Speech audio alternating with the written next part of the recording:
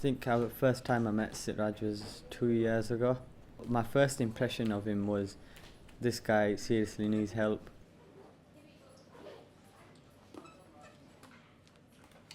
Once I started to work with Suraj, I started noticing, just little things about him. I just started to put two and two together and realised that he had many ways of communication. The first time I probably just sat with him and I've just held his hand, and from that I found he was holding my hand back and he was sort of twiddling with my fingers, and I mentioned to other people what he'd done, and other people was like, "Are you sure he's done that? Or let us see him do that."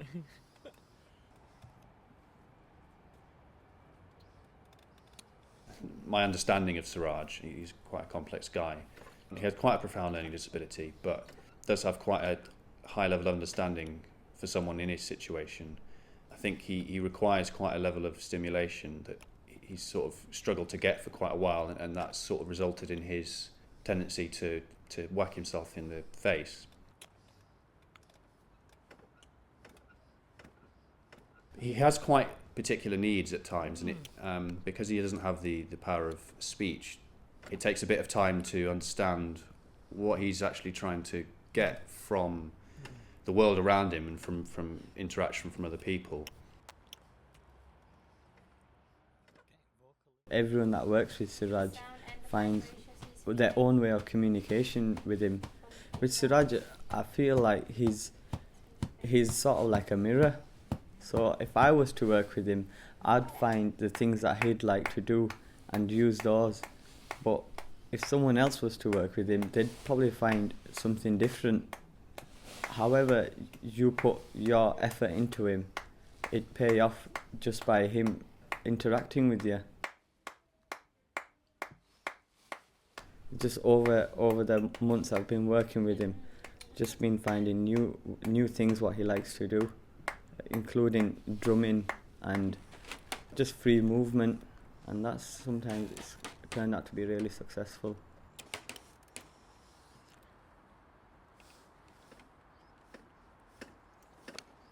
What we've looked at doing and what we've done with the help of the language therapists is to try and find ways of getting that level of stimulation that he needs in a way that's a lot more healthy for him. And one of the ways we've done that is to get him to drum, and that was a real breakthrough when we kind of discovered that, because it kind of gave us as I say, give him that stimulation that he needs without him hurting himself.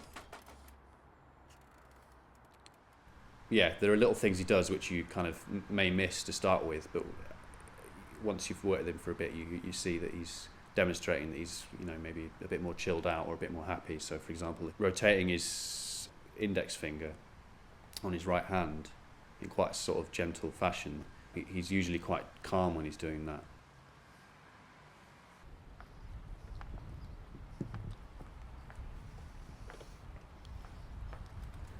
There's one thing I find amazing about Suraj is his curiosity on objects, or not even objects, just in his own space as well.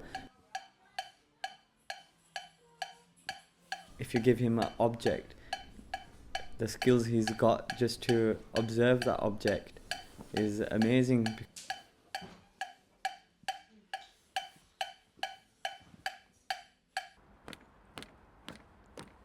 With certain people, they might not really get too close to him because they might just feel like they're helpless, but once you actually get hands-on on him, he's like an open book. But he's also one of them characters where if you give him his space, he sort of respects you for that as well.